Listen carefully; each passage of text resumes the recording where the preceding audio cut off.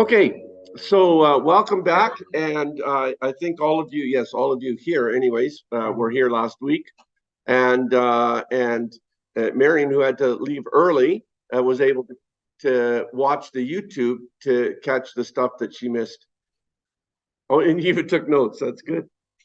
So we're going to just dive right back in where we left off, but I'd like to open with a prayer. Gracious God, we thank you for this day and for the moisture that will renew the earth. And we ask that you would keep people safe on the roads and safe from flu and COVID. And we ask that you would be with us this morning, that as we continue through our study, that your Spirit would lead and guide us. For we ask this in Jesus' name. Amen. If you were in church on Sunday, you heard me announce that I had been exposed to COVID in the hospital. They didn't tell me that the patient had COVID, and so I wasn't masked.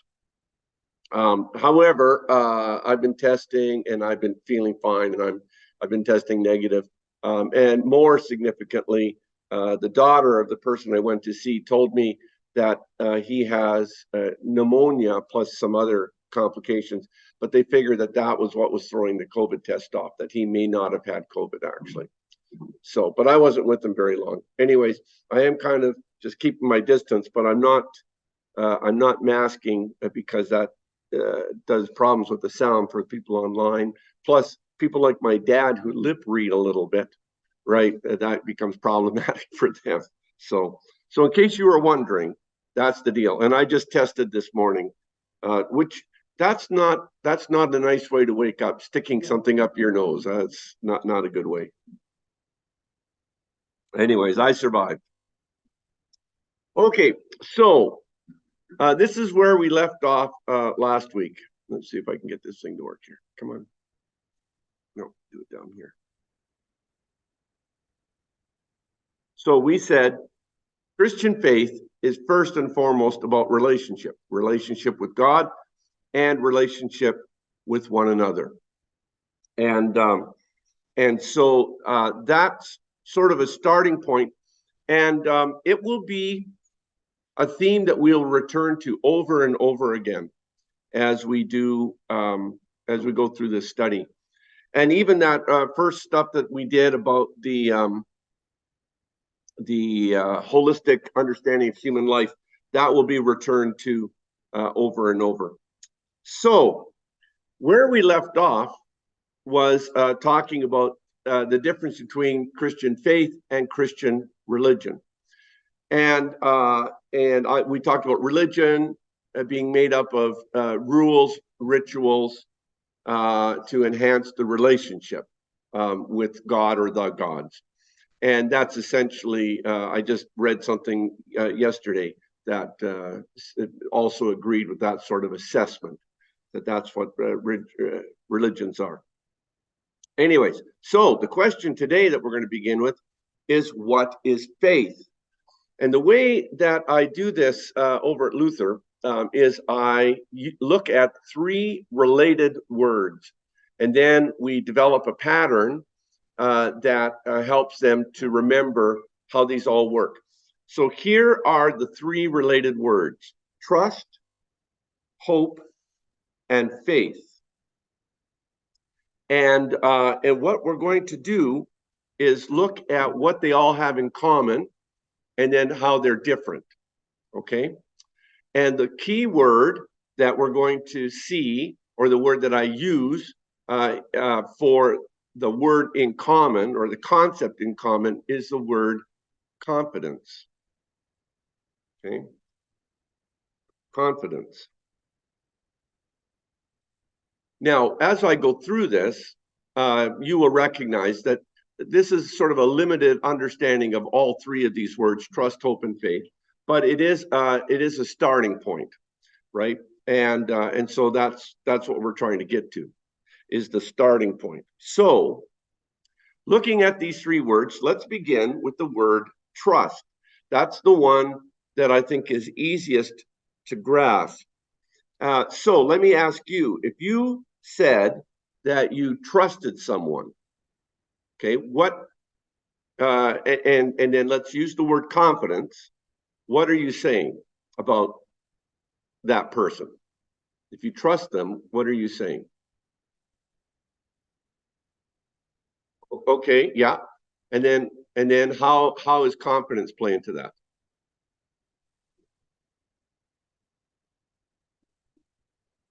Okay, so you believe or you have confidence that that person is going to do what they said they were going to do.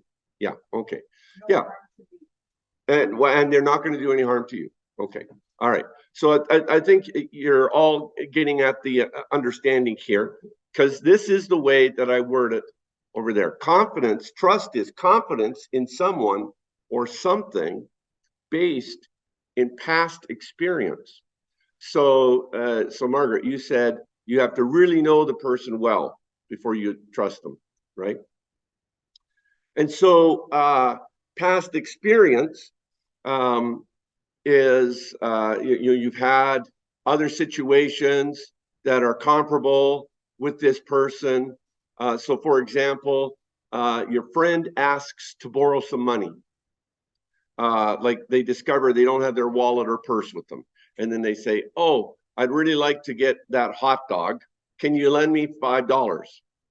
And whether or not you lend them $5 might be dependent on whether or not in the past you've had an experience where they asked a favor from you and then they returned the favor, or if they borrowed money from you, then they gave, they paid it back.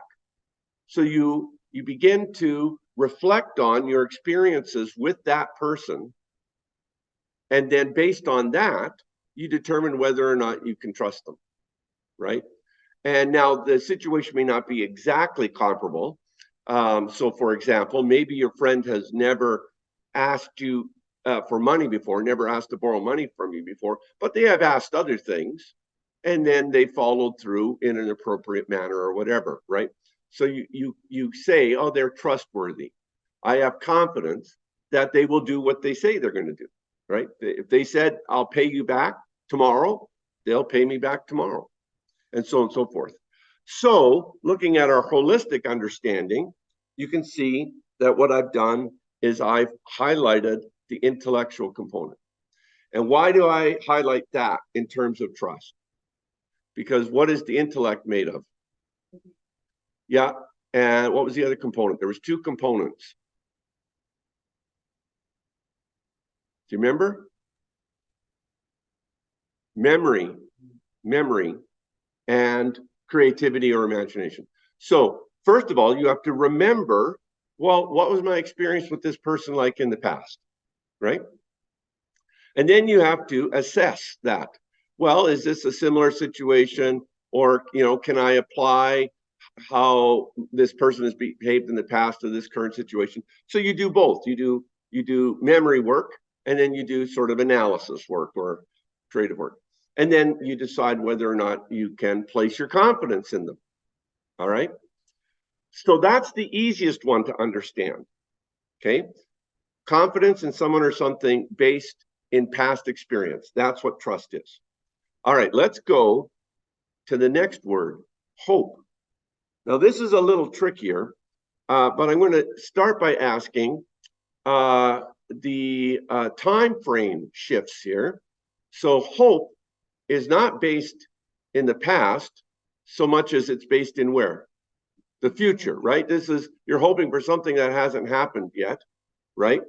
And so then you have confidence in a sense, and this is where the word confidence is not 100% appropriate, but I use it anyways.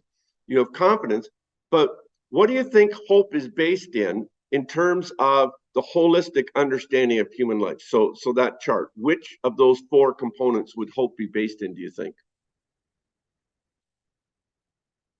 You could say spiritual, and make a good point for that, but that's not the one that I start with.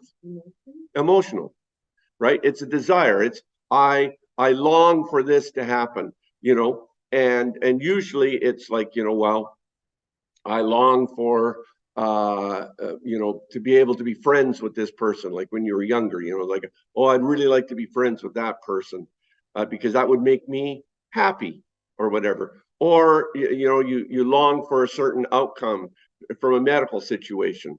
So it's based in emotion. So this is the way I phrase it out here. I say that hope is confidence in someone or something based in desire for something in the future. So let me give you the example that I give always to my class, which is I have a tradition, which is that I will buy a 50-50 ticket at the Rider game, but only on Labor Day. And how that started was, in the past, the Labor Day game was the only one that had big attendance. And so the 50-50 jackpot got to a decent size. So I said, oh, okay, well, I'll buy, but I don't actually, gamble. That's not something I do very often. So it's kind of like a goofy tradition. But here's the point. I would not put out money unless I had some confidence that I could win, right? I could maybe win, and that would be great. I could get that money and think what I could do with that money, blah, blah, blah. So my hope is based in something in the future that is emotional, not rational always, right? It's not necessarily irrational. So I understand how 50-50 tickets work. That is, the larger the jackpot, that means more people have bought tickets, which means it's less likely that I will win. So if the 50-50 jackpot was $30, I had a really good chance of winning that. But it's not $30, like, I don't know if you've seen at recent games, it can even get up to like $250,000 sometimes. So that's a lot of tickets that are being sold. Anyways, we got one more. All right. So what we whoops, where are we? Come on. Oh, I see. I see what it does.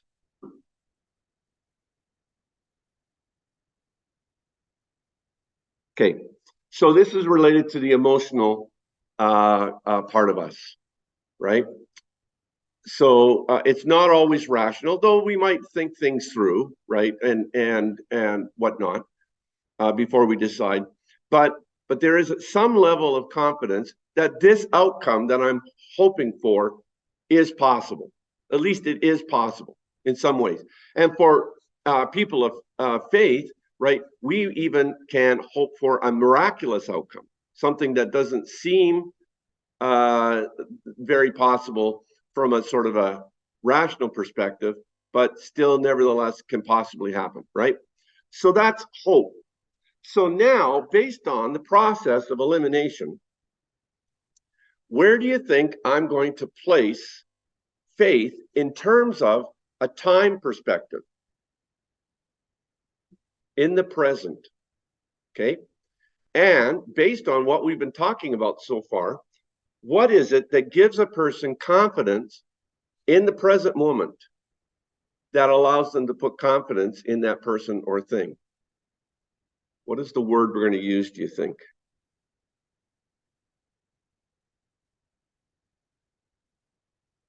Oh, close, Larry. Relationship.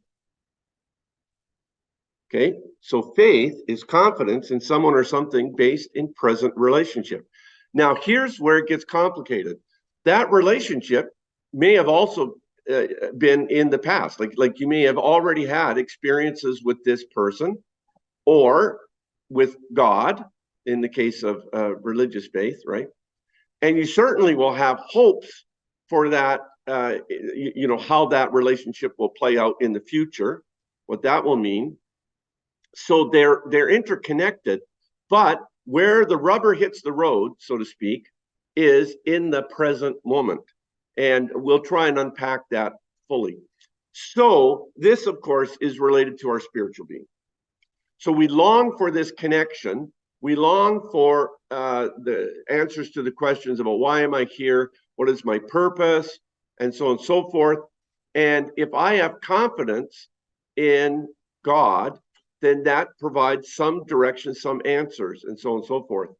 But that unpacks a whole lot of other stuff. What does it mean to have confidence in God here in the present moment? And we're gonna look at some of those things. So let me ask what you think. How can I phrase this? What does it mean to you to have confidence in God? What does that phrase mean to you? Okay. Safety, comfort, peace. Okay, presence. Presence is another one, right? And you remember we talked about relationship being related to presence too, like that's the physical component of that. Yeah, yeah.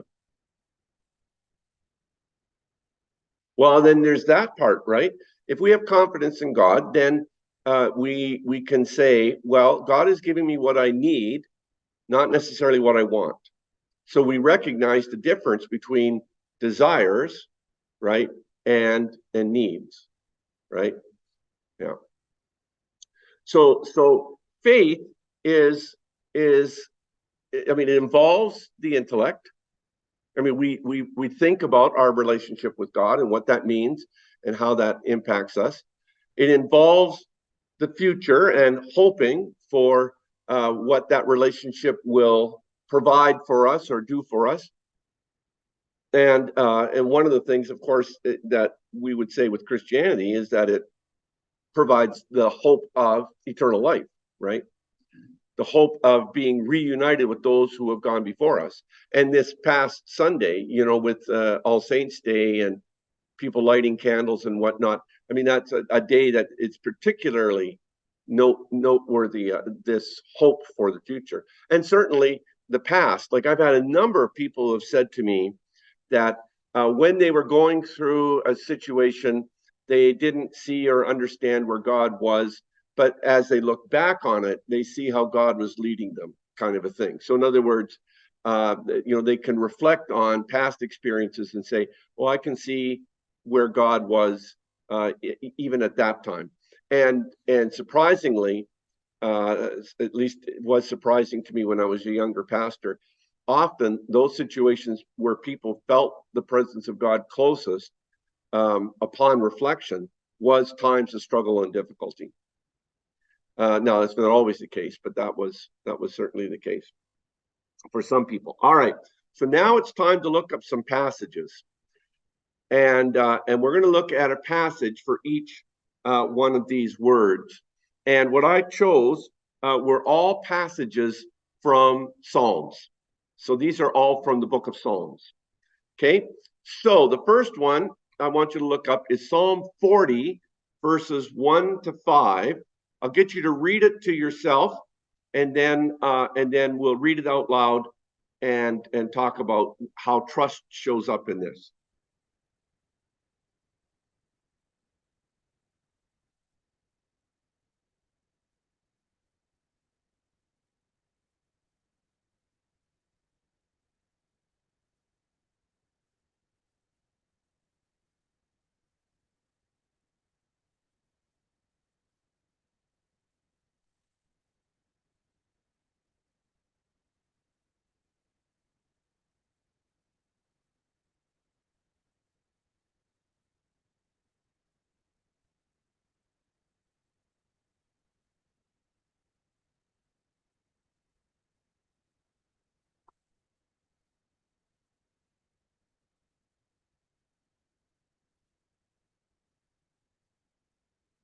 We all had a chance to read through it? Okay, let me read it out loud, and then we'll talk about how this passage illustrates trust. I waited patiently for the Lord's help. Then he listened to me and heard my cry. He pulled me out of a dangerous pit, out of the deadly quicksand. He set me safely on a rock and made me secure. He taught me to sing a new song, a song of praise to our God. Many who see this will take warning and will put their trust in the Lord. Happy are those who trust the Lord, who do not turn to idols or join those who worship false gods. You have done many things for us, O God, O Lord our God. There is no one like you. You have made many wonderful plans for us, I could never speak of them all. Their number is so great. Okay, so based on our definition of trust, confidence in someone or something based on past experience, how does this passage relate to that?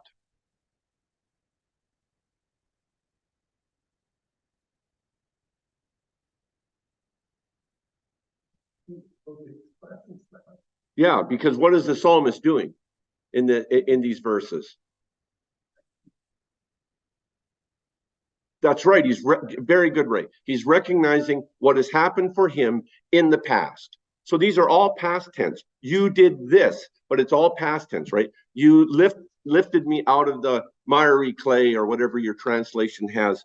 You know, you pulled me out of the pit, and you taught me to sing a new song because, you know. So the psalmist is recounting situations in the past when God was with them and helpful for the psalmist.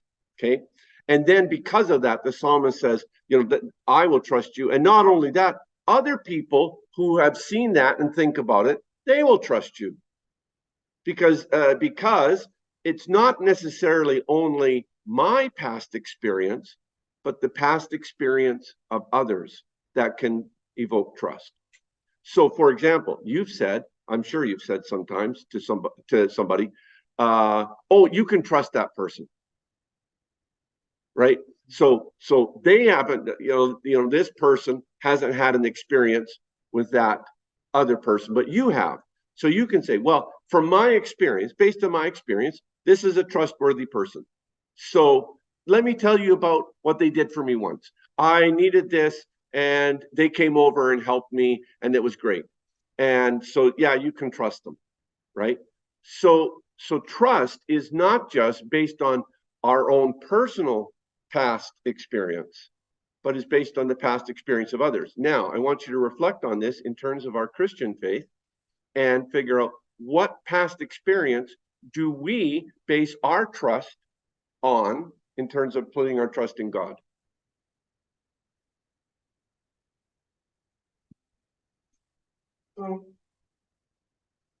Right? There's all kinds of stories recounted in the Bible that are stories of other people's experience with God, and based on their experience, we can say God is trustworthy, right? So we can put our trust in God. Now the question becomes, and this is where some modern people, you run into issues, is they'll say, well, yes, but how can we trust that this is an accurate record or whatever? Like, you get that kind of stuff too. So you have to have trust in the whole process. You have to believe that how these scriptures came to us, was done in a way that was appropriate and honest, and so on and so forth. But nevertheless, past experience, whether it's our own or others, can lead to trust in God. And so that's exactly what the psalmist is saying here. Okay. You have done many things for us, O Lord our God. There is no one like you. So it's based on not just one experience, but I can think of lots of situations in the past where you have been of help to us, you have saved us, you have comforted us, or whatever it might be, right? Okay, so that's trust. Yes, go ahead, Scott.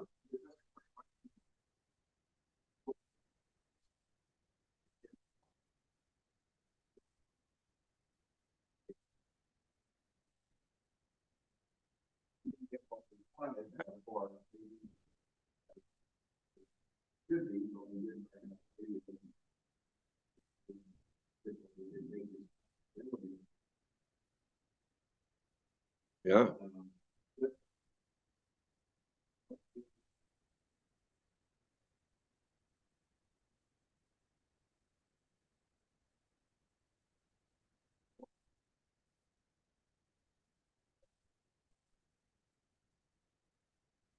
Yeah, yeah. Um, there's one particular day out of the year when we do think about, we focus on the ways that we have been helped or blessed by God. And I wonder if you can think where I'm going with this. Thanksgiving. So, we talk about counting our blessings, or one of the exercises I give to my class at Luther when we have Thanksgiving, it's around that time period. I say, okay, list 100 things that you're thankful for. And if you do that, it's a bonus assignment. You get bonus marks. And usually every semester, at least a third of the class will do that. But what's interesting is forcing them to think about all the ways that they have, things have, gone well for them, or they've been provided for, or whatever in the past. So they don't just take them for granted, or they don't just focus on the things they didn't get. Because that's human nature, right? We focus on the things that didn't go well for us, or we didn't get, and it's when we become people of gratitude that we begin to recognize, oh, hey, actually, there's a lot of things that God has, done for us, either directly or indirectly. There's a lot of things, and we should focus on those. So I think one of the challenges is to recognize what are those things that God has done for us and provided for us and whatever in the past, and what are those things that as you point out, Scott, that are really were the result of my own choices and maybe mistaken choices or whatever, like that I need to take responsibility for. Because here's one of the truths of human nature: God will often be blamed for the negative stuff and never given credit for the positive stuff that happens in people's lives. So when someone gets sick, they will say, sometimes to me, they'll say, what have I done that God is punishing me? I've actually heard that more times than I care to say I've heard it, because I don't believe God makes people sick because they've done something wrong. God is not punishing them, but people will say that. But what they won't say is, what have I done right that God has kept me healthy for so many days, right? They won't flip that around, right? And so Thanksgiving is one of those times when we can actually stop and say, what should we be thankful for, right? Martin Luther does a good job of this, in his explanation to the Lord's Prayer, when he talks about, giving thanks for all the things that God has provided for us, like including good neighbors, like good neighbors. Like who? Like you would think, what does God have to do with good neighbors? Well, you can be thankful if you got good neighbors, that's for sure. And why would you have good neighbors? Because maybe they've been influenced by God's direction and God's leading and guiding, and so then they're behaving in a Christ-like manner, which would make them good neighbors. Not limited to that, but all right. Does that kind of comment on what you're saying there, Scott? A good point. Yes, Larry.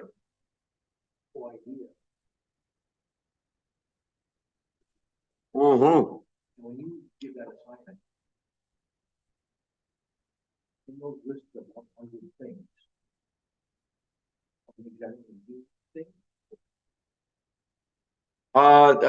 they're a mix. Yeah, they're a mix, and some of them, say, like some of the things are goofy, like like my Xbox, or like stuff like that. But then on the other hand, they will talk about things like good health, good families, food, safe food. Like they will recognize some of those things, So yeah, different ones respond differently to that, right? Some will say that they're thankful for their athletic skills. And I thought, well, okay, that's good to be thankful for. But then they'll list the different skills that they have. And it's like, okay, you're just stretching to try and get to 100. That's all you're doing, I can dunk a basketball. Okay, well, that's good. I can, or whatever. Yeah, well, they're kids, right? That's the thing to remember. All right, let's move on. Let's look at a passage that's related to hope. So for this one, I chose Psalm 62, verses 1 to 7. So I'll give you a few minutes to read this on your own. 62, 1 to 7.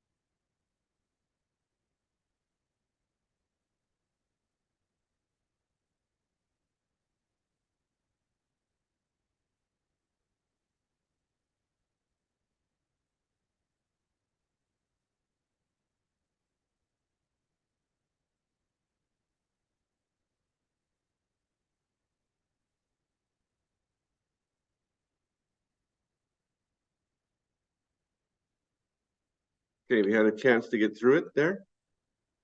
Okay, I'll read. So I'm reading out of the Good News version, so it might be a little different than yours. I wait patiently for God to save me. I depend on him alone. He alone protects and saves me. He is my defender, and I shall never be defeated.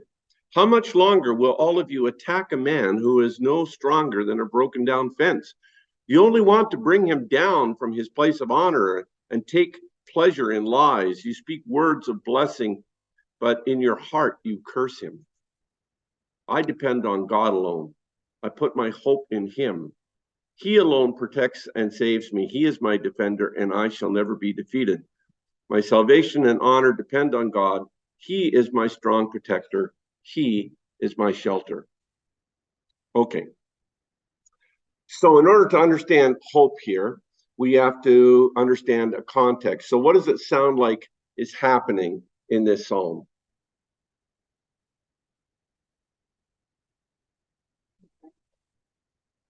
He is being thankful to some degree, anyways, thankful to God, but he's not thankful for what?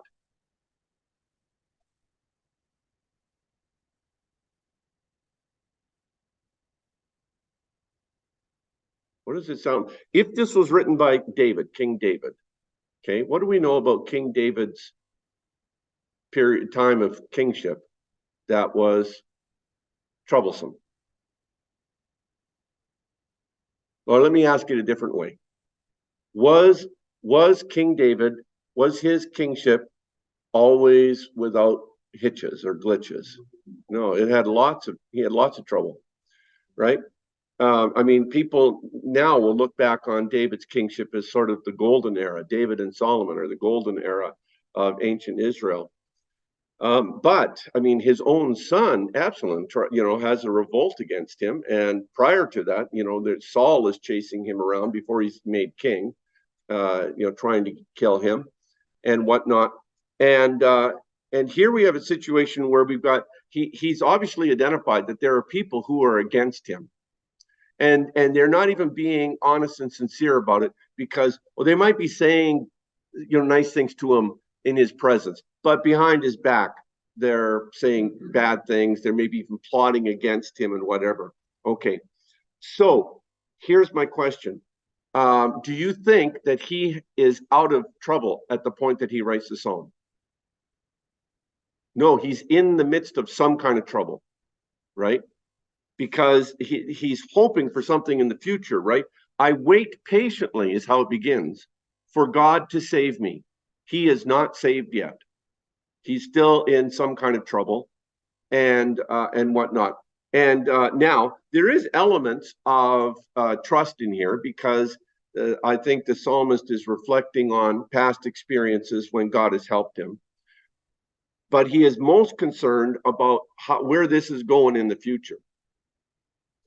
And his confidence is based on a desire, right, for God to continue to save him, for God to be his fortress, for God to be his protection, right? But at the moment, he's not seeing that protection as clearly, right? Like, he's in trouble of some kind. He recognizes that. And so it's not that he's experiencing God's saving presence at that moment, but he is hoping that God will act in a way that will bring salvation in the future. And he's hoping that that will come soon. He's waiting patiently, but it's not here yet. So you see, the confidence is a mixture, and that's why this is not quite as clear as the other psalm. It's a mixture of sort of trust and hope. But there is that uncertainty. Yes. Yeah, Miriam. That he does not know for sure how this is going to turn out, but he's still confident that God is going to somehow work this out, somehow fix this, somehow, right? So yeah. So he is reflecting on past experiences, But maybe the situation right now, he has not quite encountered something quite like that. Like maybe this is people who are plotting behind his back, and he kind of senses that that's happening, but he doesn't really know, and he doesn't know who he can trust and who he can't trust in his royal court, like all these things, like, you know. But he's waiting patiently, and there's the anticipation for a future salvation, right? Okay, so all right, let's go to one more. Okay, because you knew I was going to do this, right? So this is faith, and unfortunately that it's getting right in the way of that, and I've not figured out how I can move that down. Oh, maybe like that. There, I did it. Huh. Okay, Psalm 27, verses 10 through 13.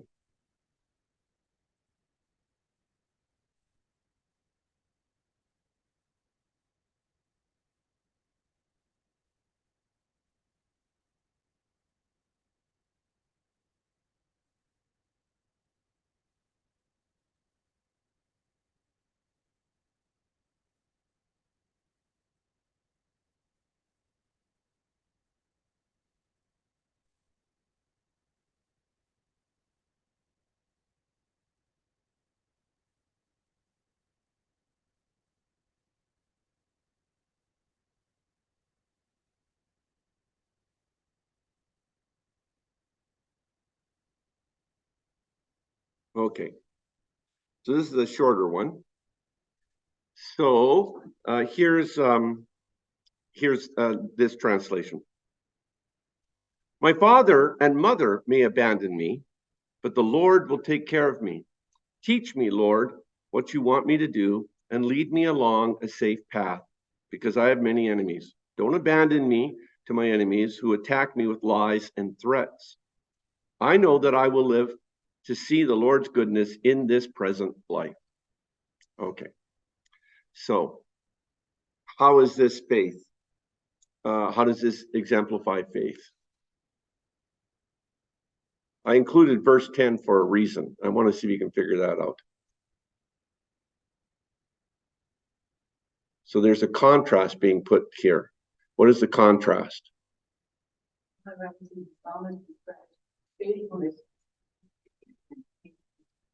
There you go. Okay. So when we think of relationships that are significant to us, the parental relationships are one of the strongest, right?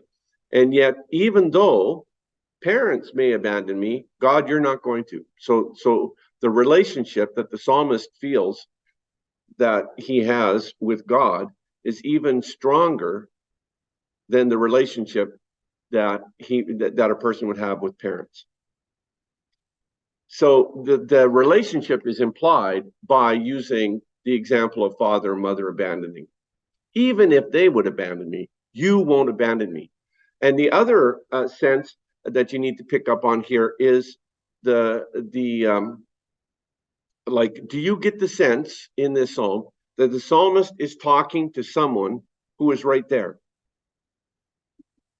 Like there's a sense in which the psalmist is talking to God, who God is present, not distant, God is present. And how do we get that sense?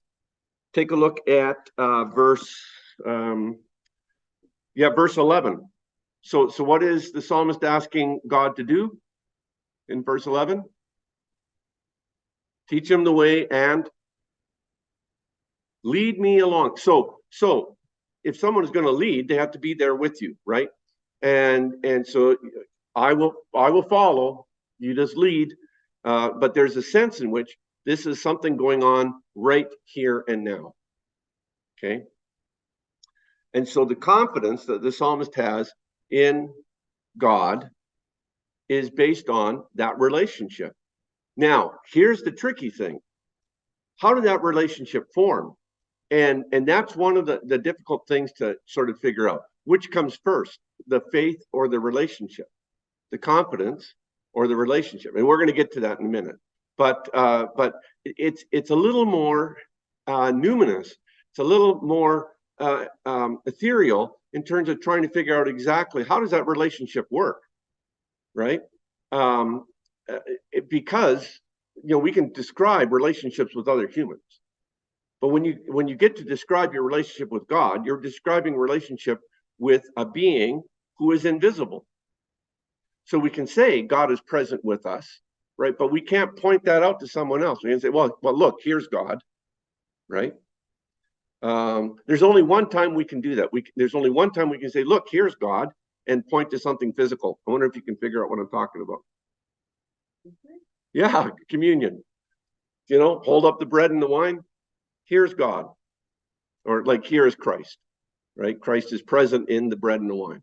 But that in and of itself is a mystery. Like, well, how in the world is that, possible? And how is Christ present here in Regina when I'm holding up the bread and the wine, and at the same time is present in Hong Kong when someone there is doing a communion service, right? I mean, we get into the realm of mystery completely there.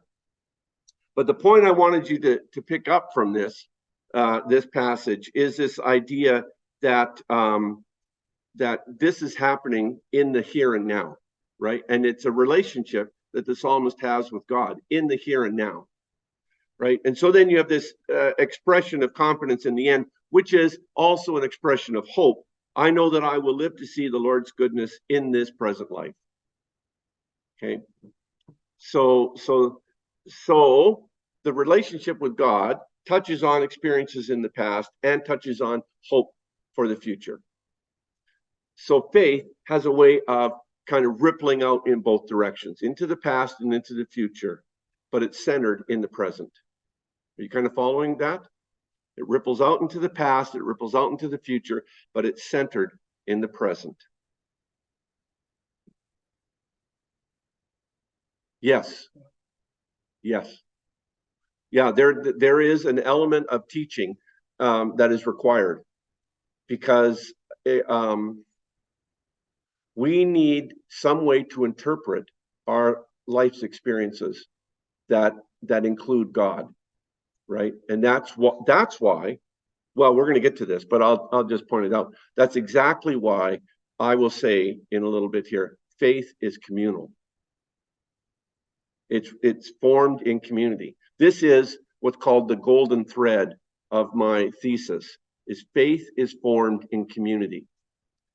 And that has been true that was true for the Israelites, and it was true for the first Christians, and it's true up to this day. And in fact, when I encounter people who are struggling with faith issues, it's surprising to me how often it's the result of trying to do it on their own. And they're trying to figure out stuff on their own. And what they need is someone who has a little more experience, a little more maturity, a little more biblical understanding, or whatever, to help them understand what's going on. And sometimes what seems really straightforward to me, to another person, I'll express it and they'll go, oh, I never thought of it that way before. So that's where we come in as a community, so we help one another to interpret our lives in light of the revelation of God. Yes, Eleanor.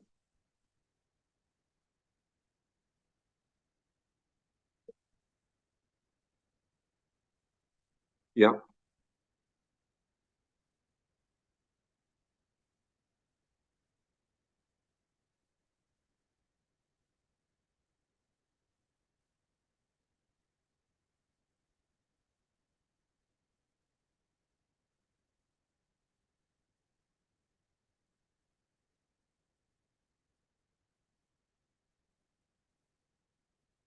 Yeah.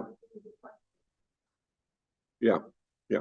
Ironically, the person who made that phrase famous, "Is God dead?" was this German philosopher, and he wasn't reflecting on the Holocaust at all. In fact, that statement was made before the Holocaust happened. What's that? Yeah, Nietzsche. Yeah. Yeah. Yeah. What is astounding to me is how the Jewish people, even after the Holocaust, how many of them did not give up their faith. You know, told their stories. And there's that famous poem that was scratched on a wall of one of the concentration camps. I believe in the sun even when it's not shining. I believe, you know, like there's this sense in which there was faith even in the midst of the most horrific thing that you could think of. But let me just and this is not to make light of the Holocaust at all, but if we believe that God is offering us eternal life, right? Then this short span of time that we spend on this earth is really a drop in the bucket. And yet it's all we know. And so when something horrific happens like that, we go, well, where is God? Well, what we might say is that God is saying to all those people who were slaughtered in the Holocaust, right? Come and join me in paradise. Now, the challenge for Christians is that, you know, we believe that it's Christ who makes that possible, and thus, you know, Jewish people don't believe in Christ, so then are they saved and whatever. What I believe is that Scripture clearly shows us that God is a just God and God is a loving God. And so God will not unjustly condemn those people and say, well, you don't. So I don't know how God is going to work that out, but I do believe that, and this is not the first time that the Jews have been picked on in history. It's been over and over and over again, right? And then the great irony of what's going on in the world now, and I'm not going to make too much comment on that, is that, you know, the Israelis, what they're doing in Palestine, you know, it's like, you should know of all people. You should know. But that's no different than, do you remember the Rodney King riots in Los Angeles? And the African Americans were really upset because there was video footage of Rodney King being beaten by the, you know, and so then there was rioting. The thing that astounded me is how the African Americans turned on the Korean Americans and started picking on them and looting their convenience stores and beating them up and stuff like that. And I thought to myself again, you of all people should know what it's like to pick on a minority. Yes, there you go. Yeah.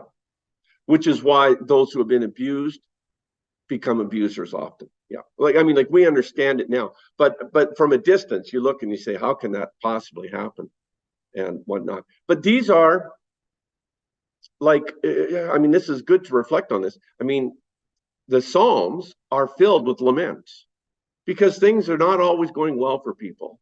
And David is being, like, imagine having your own son try and kill you so he can take the throne. Like, I mean, talk about a close relationship that shouldn't have gone that direction at all. And yet that's what's happening. So, you know, if anyone, David could have said, God, what is going on? I thought, you know, like, can I even trust you? Because look what Absalom is doing to me. But David doesn't do that. So David still kind of trusts that God is still present in spite of very difficult to understand circumstances. And the other thing I would say about difficult to understand, like, David unites all 12 tribes, has success against the neighboring enemies that are trying to encroach on the territory of the 12 tribes. And, you know, he's recognized as a good leader, a good king, and yet he's got these, you know, people are still plotting. It's like, you know, if he was a terrible king and they were getting defeated all the time by enemies and whatever, you could understand why people would want to get rid of him. Why would they want to get rid of him if things are going well? You know, like, so it's interesting. Humans are interesting. I'll just end with that. Yes, Ray. I don't think. No.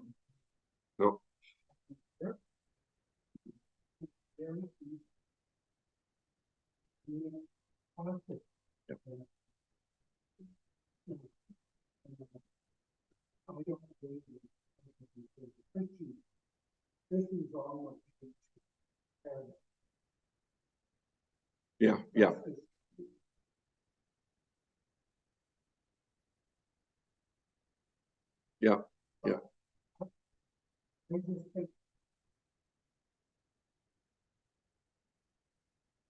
Yeah. And what can you, we have a fair amount of it. Yeah. And you know, I think it's scriptures that help us get a grasp of that, right? Like it identifies evil as a real force. You know, sin is described by Paul as like you know this powerful force that we cannot escape, right, on our own. And yeah, and God gives us free will, and too often we use that free will to hurt others, either intentionally or unintentionally, and sometimes despicably. In the name of God. And sometimes in the name of God. Yeah. Bruce Coburn has a song called Justice. And he says, what's been done in the name of Jesus? What's been done in the name of Muhammad? What's been done in the name of Buddha? You know, what's been done in the name of peace? What's been done? And then he says, everybody loves to see justice done to somebody else. You know, like, you know, and it's that recognition that humans have always, you know, brought their God to their side to justify their actions, right? Yeah, absolutely. Absolutely. Well, we have our own examples of that in Canada with the residential school stuff, you know, like some of the stuff that went on in there, which is not to say it was all bad, but some of it definitely was. And that was done sort of in the name of God. So, you know, we do this, right? And well, we go on and on. I mean, there's lots of examples that people say, oh, you know, I'm doing this in the name of God. But I thought to myself, no one should ever say that they're doing this in the name of God, because whatever they're doing, they have to have enough humility to say, I might be wrong. And yet people don't have that humility. They just say, God is on our side, right? So what do you do, like in Europe, when you had all these wars, like in the last 5 centuries, and you had Christians fighting Christians? They're both claiming God is on their side, right? Yeah, yeah. It's like, yeah. Or to make it more lighthearted, you know, you got a Grey Cup, and you got people praying on both sides for their team to win, and it's like, so have you seen the cartoon? This is one of my favorite cartoons, and it's got you know, two teams praying that God will help them win their football game, right? And then you see God in the cloud, and he's sitting in a recliner, and he's watching a hockey game. He's not even paying attention to football. That's cute. All right, let's carry on. How are you guys doing out there in Zoom land? Is there anyone who has a question or a comment? Let me stop and ask that right now. If you do, just unmute yourself and then speak up. Oh, Val, I can't hear you.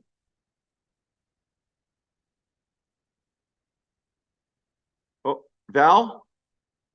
Yeah, you're not muted. You're still muted.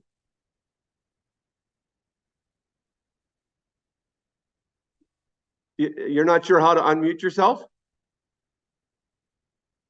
Oh, are you? You're on a phone? Is that it? Yeah, and I don't know how to do it on a phone. Can you put it in chat, your question or comment? I'm trying to read your lips and I can't figure out what you're saying.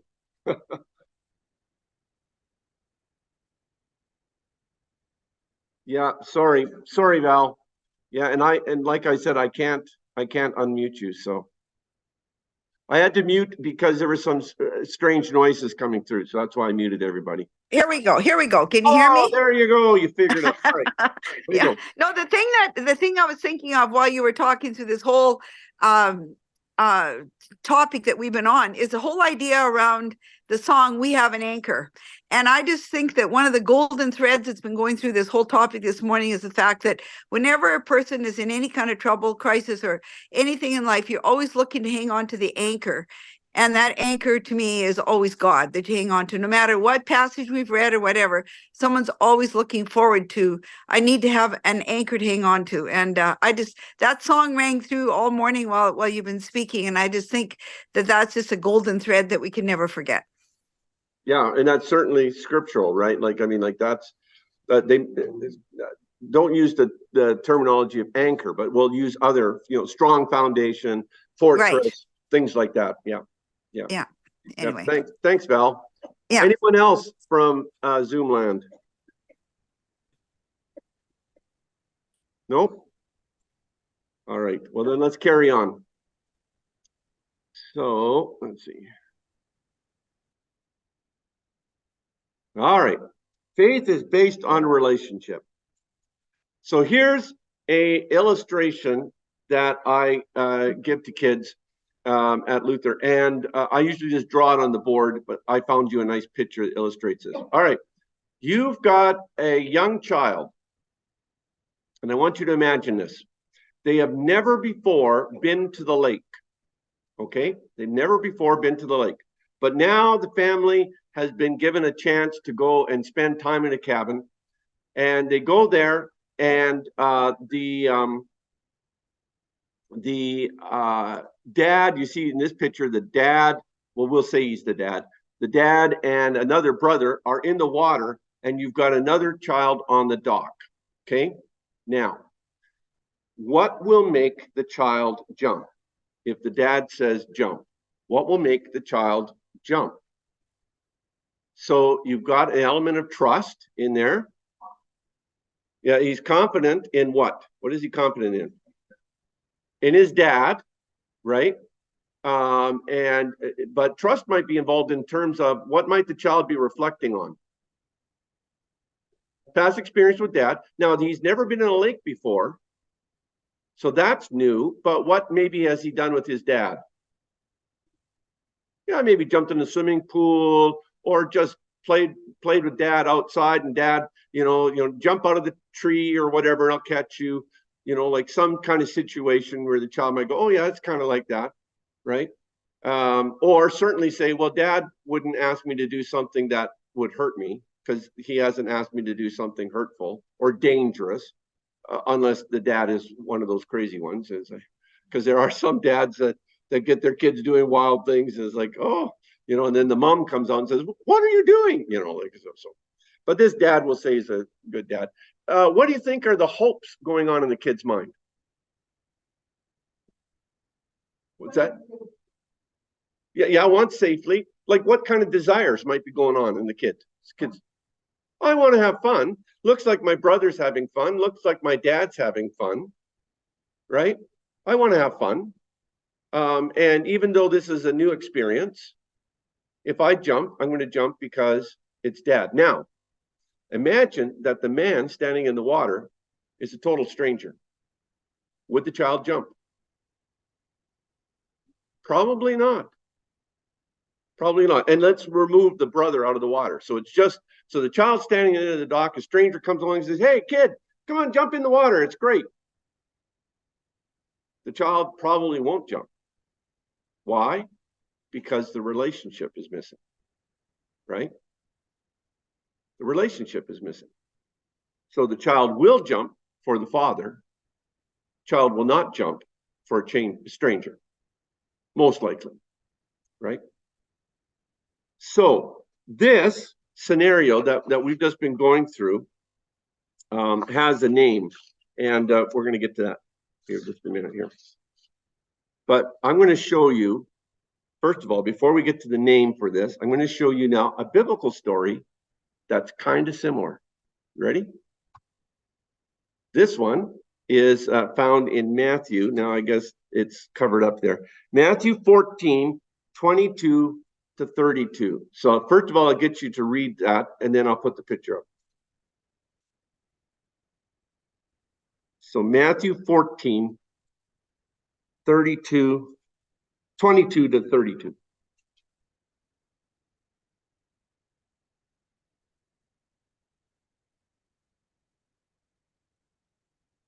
Oh.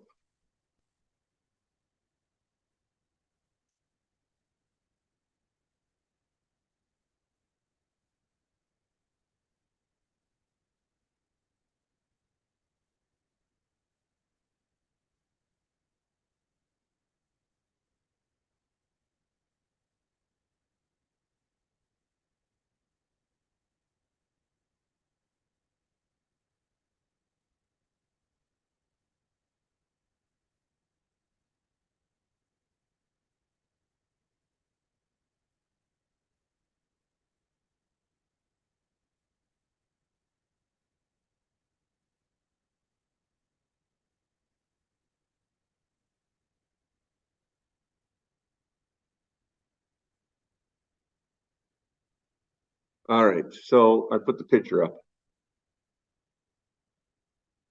This is the story of Peter getting out of the boat to walk to Jesus on the water. Okay. So in this story, right, why does Peter get out of the boat? What is his motivation?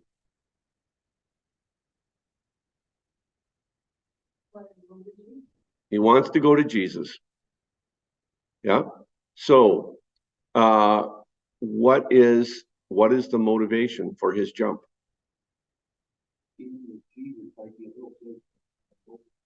Well, I mean, it is a stormy sea, so it could be being with Jesus is safer than being in the boat. You can see there's water in the boat. I don't know if you can see, the artist has done a good job. There's water in the boat there. Yeah, Jesus. Well, first of all, what does Peter say? If it's you, ask me to come to you. And Jesus says, well, come. Right. Uh-huh.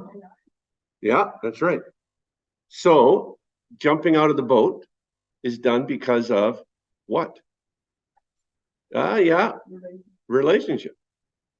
I mean, he's never done this before. In fact, they've never seen Jesus walking on the water before, right? There's nothing in this that he can base on direct past experience. What he has seen from Jesus is miraculous things like, you know, healing of sick people, feeding of crowds. Like he's seen Jesus do supernatural things, or things that didn't seem they belonged in nature. And walking on water is another one. So he's seen that, but he's never seen this exact thing. Nevertheless, so he cannot base it fully on past experience. He can base it somewhat on past experience, based on Jesus seems to have extraordinary power. But that doesn't mean he has extraordinary power. Peter doesn't. But he jumps because Jesus invites, says, come. So then he jumps out of the water. Now, in the story, what happens after he jumps out of the boat? Not immediately. Yeah, but for the first little bit, he is walking to Jesus. Right? Like he doesn't start sinking immediately. Right? He starts sinking when he takes his eyes off Jesus. He notices the waves and the wind, and he goes, oh, what am I doing out here? Because what's kicking in? His intellect is kicking in, and his emotions are kicking in. You are in a dangerous situation, and you were stupid to get out of the boat. And then he starts to sink. And then Jesus has to reach out and save him, right? There's a couple of interpretations about this, because it says Jesus immediately reaches out and grabs hold of him, and so the one interpretation is that somehow Jesus moves to Peter quickly, or the other interpretation is that Peter has actually managed to get partway out to Jesus, so he's close to Jesus before he begins to sink. So Jesus just has to reach in. Sir. There's by the way, there's a Korean artist who has this beautiful image of this scene, but it's from Peter's perspective under the water.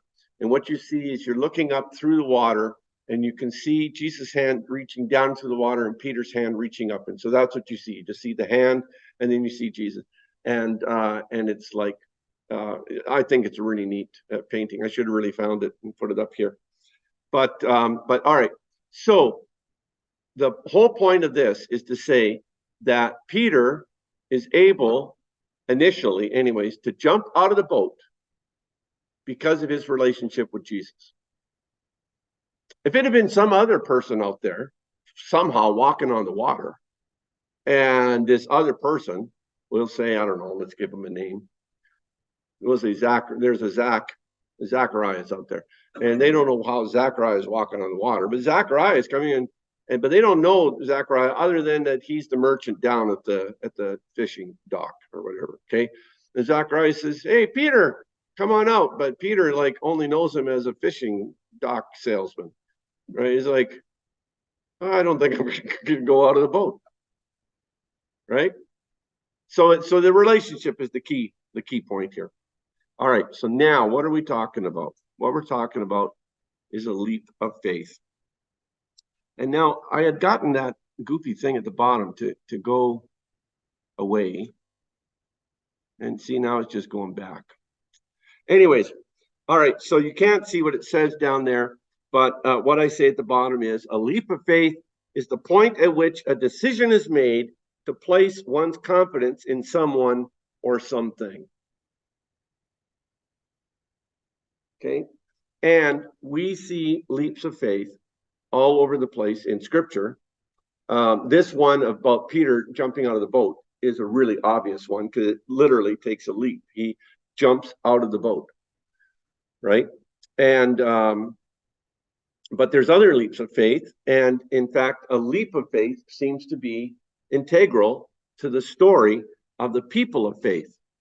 So once again, a leap of faith is the point at which a decision is made to place one's confidence in someone or something.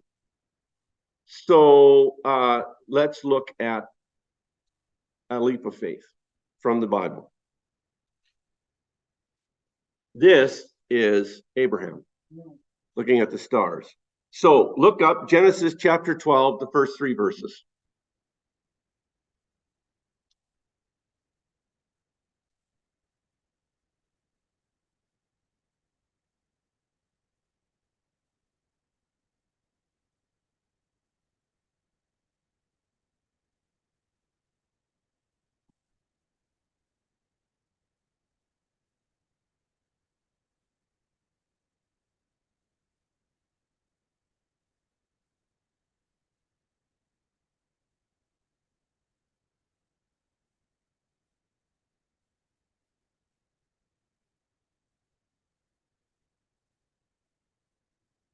All right.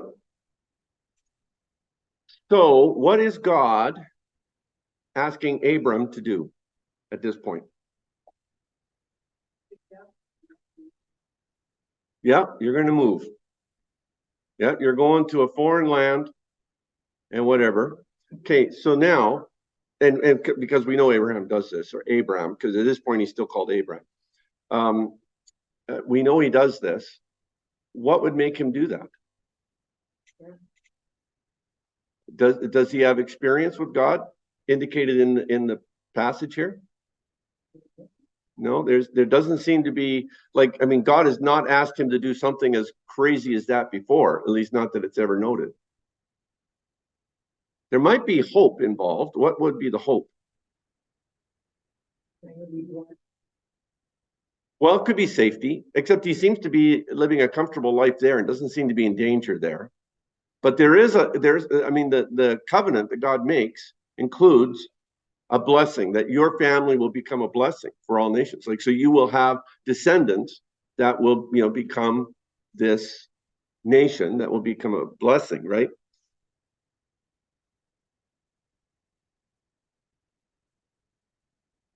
At this point, they have no children. No. And this is not the passage where God says to Aaron, look at the stars. That's in another place. But this summarizes, this is the first time that Abraham is asked to do this. And but I like this picture because, look at the stars, Abraham. But now there seems to be something indicated is going on here. And that is relationship. There's some kind of relationship that God and Abraham have, because there seems to be conversation. God is talking to Abraham, and Abraham isn't saying, "Whoa, where is this voice coming from? And who are you?" And Abraham seems to know God. That's the point. Abraham seems to know God, and God certainly knows Abraham. Yeah. So he's up there in years. Yeah, which is part of the miraculous aspect of the story, is that he has a child way past childbearing years, right? But the point is, now, so according to the biblical record, Abraham lived a successful life where he was. which is, by the way, would be modern day where? No, that's where he ends up. Where did he start from? Which is modern day Iraq. Yeah, Iraq. So the same place that the Babylonian Empire eventually comes from, the same place the Persian Empire basically comes from, right? What is often called the Fertile Crescent, often called the seat of civilization, though more recent archaeological evidence indicates that there was actually earlier civilization, which is found more in, I don't know if you know this, but in modern day Turkey.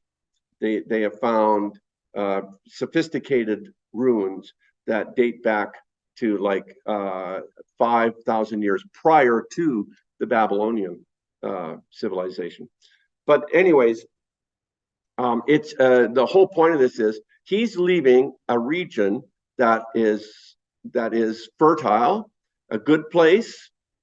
He's established. Things are going well. I mean, about the only bad thing for him is he's got no descendants. But everything else is going well, seems to be. He's described as sort of being wealthy, and wealth was measured by the size of your livestock and stuff like that, size of your herd and other things like that. Anyways, he had no reason to leave, is the point. But he leaves. Why? It seems to me because there's this relationship that somehow has been established between God and Abraham. And then comes the promise. So you can see all aspects are involved.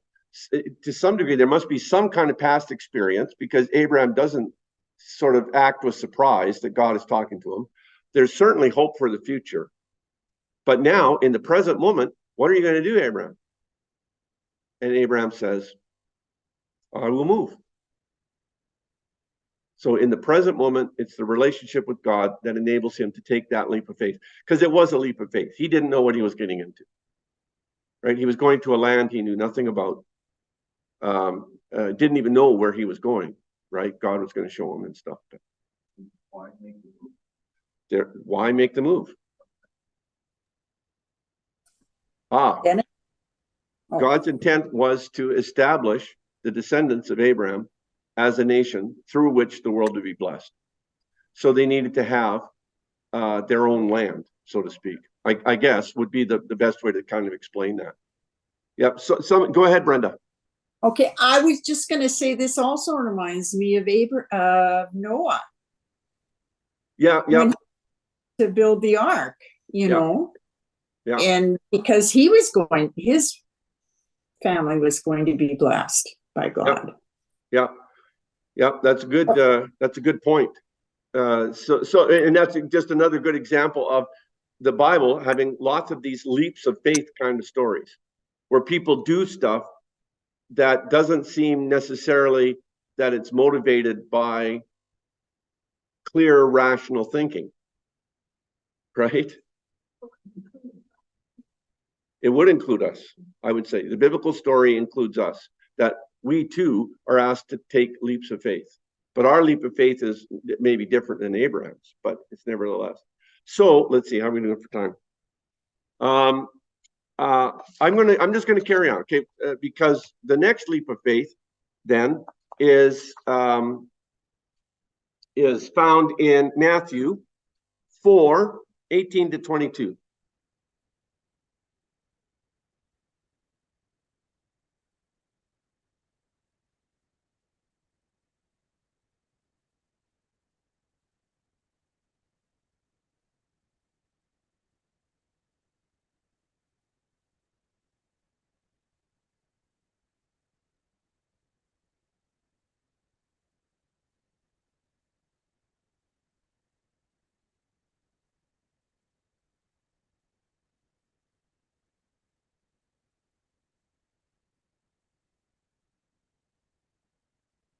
Matthew 4:18 to 22.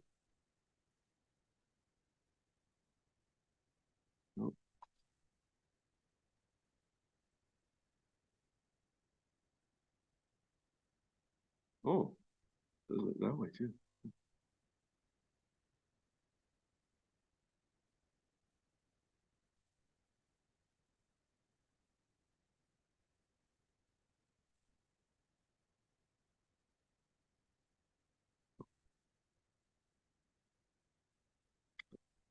All right. So this, I specifically chose this painting, which is a painting depicting these verses. But I chose it because they have to jump out of the boat too, except they're jumping to the shore, right? Because what is the passage describing?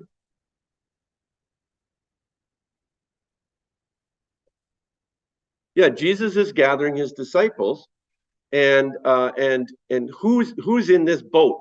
Like, who's on the shore right now, and who's in the boat right now in this painting? Yeah, Peter, Andrew, and Jesus are on the shore because Jesus first has asked Peter and Andrew to follow him, right? Who's in the boat? Yes, they're the sons of Zebedee, James and John. And so James and John are in the boat, and Jesus is asking them to follow him. So in order to do that, they have to jump out of the boat. So I just think there's a nice parallel between that and the Peter story. And so now, why would they do that?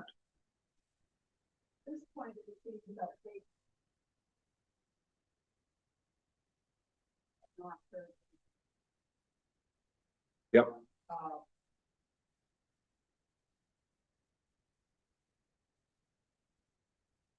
Yeah. That's how it's portrayed, right? And I don't know if you ever wondered why these disciples would just drop their livelihood and follow Jesus.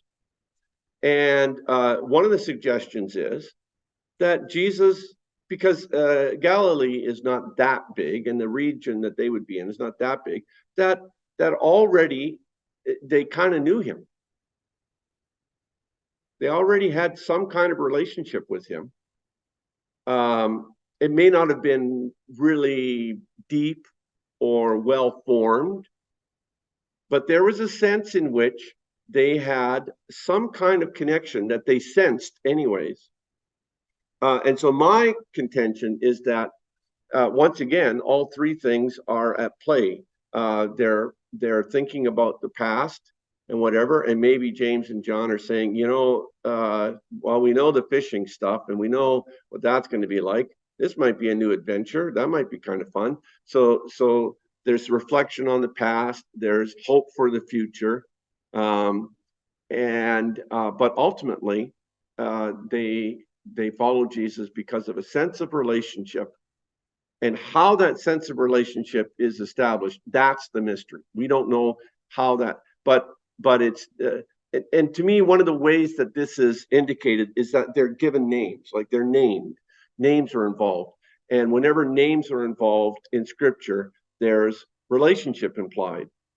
Because if it's a stranger, then it just says a stranger or a foreigner or, or a man or a woman.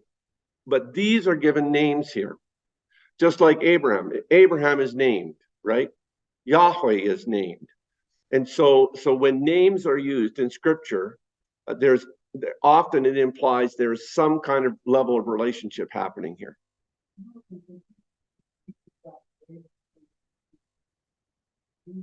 And there's another possibility. Yes. Yeah. Yeah. It's like, oh. Yeah. So they saying, oh, well, look, Peter and Andrew are following this Jesus. And we have had experience with them. We know them. So we'll try. There's other possibilities here.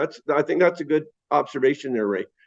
So we don't know for sure, but there is a leap of faith, and that's the point I'm trying to make here. It was a leap of faith to drop what they were doing and follow Jesus, because they don't know where Jesus is going, what he's doing.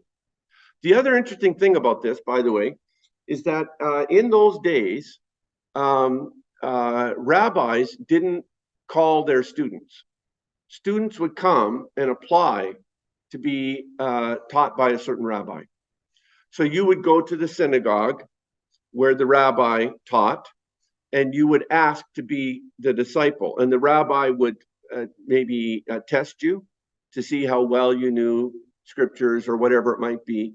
But it was never that the rabbi went out looking for disciples. It was disciples always came to the rabbi. Jesus is flipping that. He is going out and calling for disciples.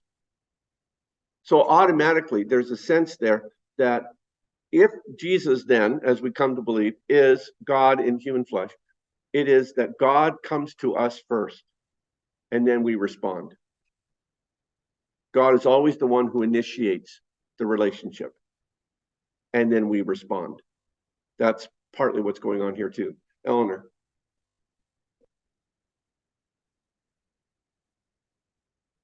Yeah, that's possible too, that they heard about this. Yeah. That's Peter and Andrew. No, they were called just earlier. Like it's just within a few verses of each other. So they're called initially. They're following Jesus. Then they come across Zebedee and his sons, and then Jesus calls again. Yeah. Yeah.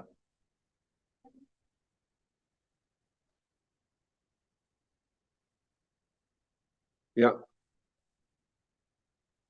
Yeah.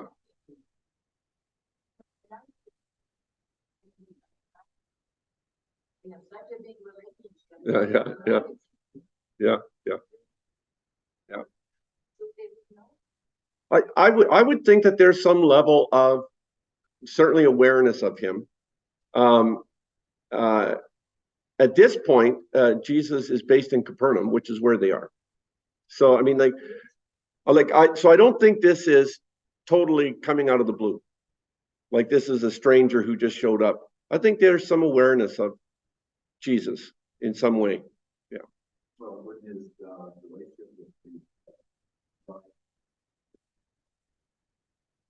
In the temple, yeah. Mm-hmm. I think that could easily happen. I mean, we will talk about wonderkins, like these children who have seemingly amazing capabilities in their youth, and we'll say like my favorite one that I talk about these days is Joey Alexander, who's this he was from Bali, Indonesia, and he was such a good jazz pianist already at age 12 that when he came over to the United States on a trip, Wynton Marsalis, and you may not recognize that name, but he's like the top jazz trumpeter, recognized the talent in this kid and said, "You're going to play on stage." And this is a 12-year-old from a place that is not known for its jazz, right? And he, when he was 13 or 14, recorded an album that was nominated for Grammys. Like this is astounding. I saw him perform live on his 16th birthday. We found out later it was his 16th birthday. That was in Victoria, and he was so shy. He came on stage and it was almost painful to watch. But when he got to the piano, then it would all change, and he could just play. Well, so we know about these amazing kids with amazing abilities. So it could be like, oh, is this the same Jesus that confounded the leaders in the temple? I mean, these are all possibilities, right? Yeah, they're all possibilities. Brenda. Yeah.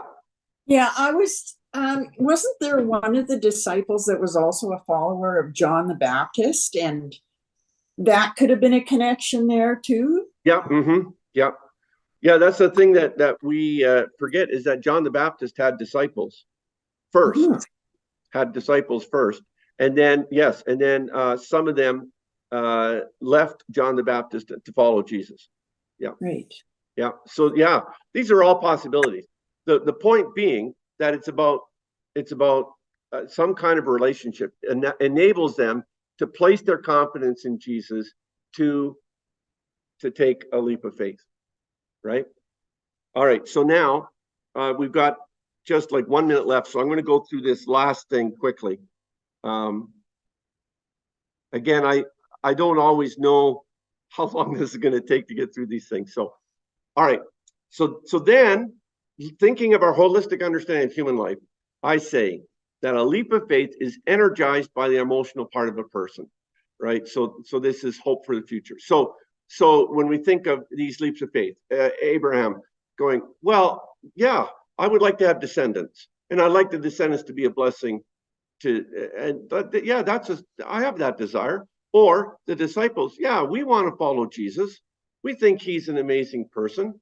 And this could be really something important. And we'd like to be part of something important or whatever, right? But there's an emotional desire going on here for a leap of faith. Or if we go back to the example of the kid and the dog, hey, I want to have fun, right? I want to be with dad and my brother in the lake, so I will jump. It's informed by the intellectual part of a person. That is, we reflect on the past. So how has this person been with me before? This is why it's a bit of a mystery in terms of the calling of the disciples, because we don't know what their history with Jesus is. How well did they know him? What did they know about him? What kind of interactions might they have had?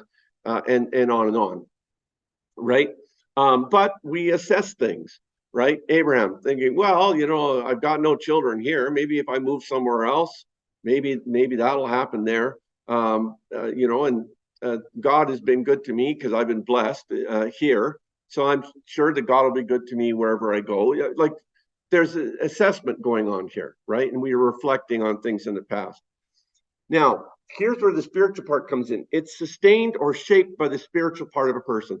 That is this desire to connect, this desire to be part of a bigger picture, this desire for something to give us meaning and purpose. I think this was part of what the response to the disciples' response to Jesus' invitation is based on. They had a desire for meaning in their life. And maybe fishing was not going to give them the meaning that they wanted. You know, that's possible. And I certainly hear lots of people saying, I want to do something that's meaningful. I want to do something that's valuable or important or whatever. So that shapes a leap of faith or sustains it. Because once we take the leap of faith, how do we keep that going? You know, well, it's that desire for purpose and meaning, value, and so forth. And then finally, it's practiced using the physical part. There's literally, in all of these leaps of faith, there is a physical component. Abraham has to move. He has to pack up his bags and his herds and everything, and here we go. And, you know, James and John have to get out of the boat to follow Jesus and leave behind their father's business. And they literally, physically follow Jesus, and so on and so forth. And all of this is to say that even in our lives, our leaps of faith always involve a physical. Now, I use this example with the kids to try and illustrate leaps of faith that happen in everyday life. So a marriage is a leap of faith, right? And it involves all these aspects. There's obviously hope for the future. I hope that we have this great life together. It's informed by the past. You know, I've had a relationship with this person. This is how things have gone in the past, and we've really worked well together, and so on and so forth. And it's certainly practiced by the physical part. That is, there they are. This happens to be Ryan and Sabrina standing before each other, holding hands, exchanging rings, exchanging vows. That's all done physically, right? Like that's their physical presence with one another. And then it's sustained by the spiritual part. So there's a famous passage from Ecclesiastes that's often used at weddings that says, you know, it's two is better than one because if one falls down, the other can lift them up and so forth. But it ends with this: a threefold cord is not quickly broken. It's like, well, what is that third cord? Well, the third cord is God weaving in and out of the lives of people, helping them in their relationships with one another and with God and so on and so forth. So the point about a leap of faith is once you make it, there's repercussions. Like there's consequences to that choice, as there's consequences to any choice, right? So in the case of a marriage, now the consequences are you have to make that relationship work, if at all possible, right? Because if you don't, then there's legal consequences, right? But there's consequences in terms of, well, now you're going to have to figure out how to live under the same roof and get along with one another and put up with one another's quirks and whatever. Like there's consequences. And once you make that choice, you can't sort of say, oh, well, you know what? No, I'm changing my mind. It's made. It's no different than once the child decides to jump off the dock, they can't in midair say, oh, this is a bad idea, I'm turning around. That only happens in the cartoons. Stop midair, go back, right? And so leaps of faith have that sense in which when you make that decision, it has an impact. It changes things. It changes things. So for Abraham, it changed his life radically. He's going to a new land. For James and John, it changes their life radically, right? Because they're following Jesus. And for us, it's still the same. All right, so no, I'll leave that. We're going to stop there. Okay, so any questions or comments here as we just wrap up? And I kept you an extra 5 minutes, so sorry. Pictures about as the footprints in the sand and Yep. there's only one. Yeah, I am very yeah. Yeah, that's exactly, that's the relationship aspect that we can see in the, as we reflect on the past, right? So, oh yes, God was with me. It's not absent, God was carrying me, right? Jesus was carrying me. Yeah. Yeah. Any questions from online there, Zoom land people? No, we're okay. All right. Well, thank you for today. Let's close with a prayer and then I'll send you on your way. Gracious God, we give you thanks that you have called us into relationship with you. And we ask that you would help us to live lives of faith that is based in our relationship with you in the here and now. Lead us into the future that we might follow where you lead, and that we might always trust in your abiding presence. We ask this in Jesus' name. Amen. All right. Thanks, everyone. And I hope you have a good rest of the week. Bye-bye. Thanks.